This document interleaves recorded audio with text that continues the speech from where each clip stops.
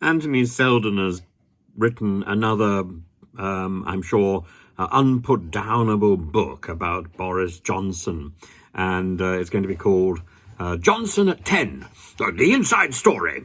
Oh, it's another book by me. Well, I remember Seldon very well. He always, every time I went to the school where he was teaching at the time, where he was head master at the time, he used to come up to me and say, "Are you on the staff?"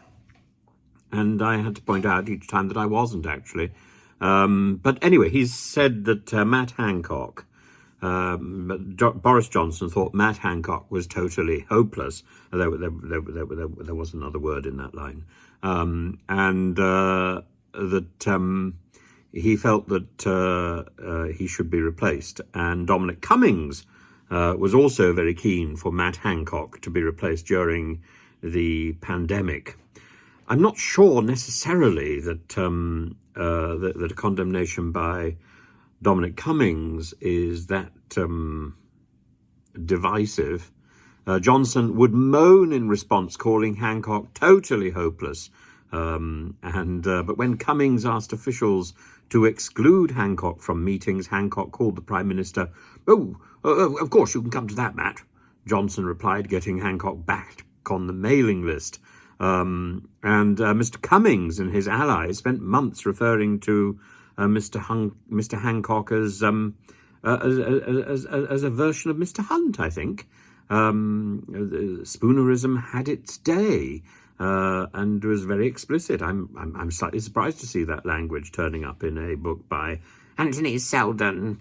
While doing some regional interviews, Johnson let the phrase slip out, and his blushes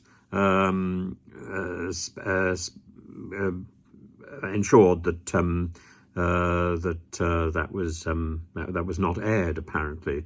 So why didn't Johnson get rid of his health secretary if he thought him not up to the job? Boris thought it would be useful to keep on Hancock so he could blame him when the inquiry came out. It was like a group of rats trapped in a pipe.